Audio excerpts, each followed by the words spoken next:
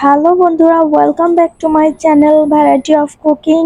কেমন আছেন সবাই? আশা করি নিশ্চয়ই অনেক অনেক ভালো আছেন। আজকে অনেক দিন পর আপনাদের মাঝে আবার একটা দারুণ ভর্তা রেসিপি নিয়ে হাজির হয়েছি। খুব সুন্দর, মুখরোচক, মজাদার একটা ভর্তা রেসিপি। তো বন্ধুরা, যারা এখনও আমার চ্যানেলটিকে সাবস্ক্রাইব করেননি তারা দ্রুত সাবস্ক্রাইব করে পাশে থাকা বেল আইকনে ক্লিক করে দেবেন। আর যারা অলরেডি সাবস্ক্রাইব করে দিয়েছেন তাদেরকে থ্যাংক ইউ সো মাচ। তো চলুন আজকের ভর্তা রেসিপিটি শুরু করি।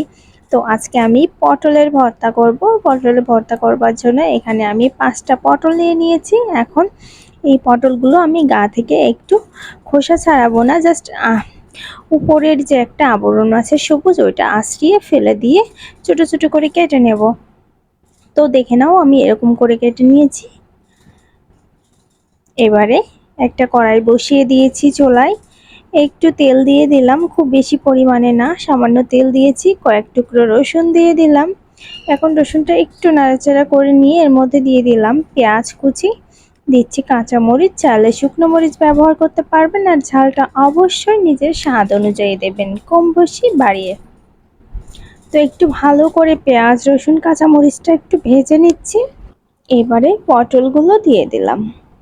চুলার আঁচটা মিডিয়ামে রেখে খুব ভালো করে ভেজে নিতে হবে এই পটলটা।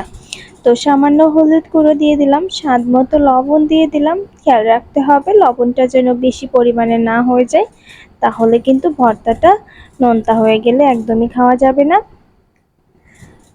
তো চুলার আঁচটা মিডিয়ামে রেখে ভেজে নেব। একটু ঢাকা দিয়ে দিলাম 2 থেকে 3 মিনিটের জন্য।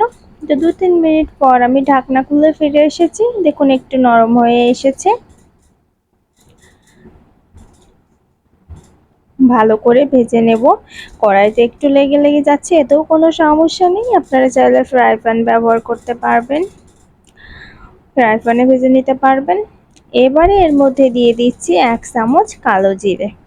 তো মিডিয়াম পর্যায়ে ভাজা হয়ে যায় মাঝি, ঠিক সেই সময়ে 1 চামচ কালো জিরে দিয়ে দিতে হবে। প্রথমেই দেওয়া যাবে না, তাহলে বেশি ভাজা হয়ে গেলে কালো জিরেটা তেতো লাগবে, তাই মাঝামাঝি দিতে হবে।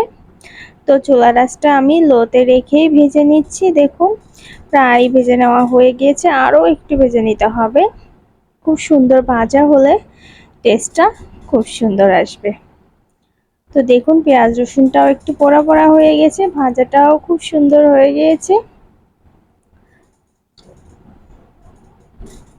গায়ে একটু তেল তেল লেগে আছে, আমি এবারে উঠিয়ে নিচ্ছি।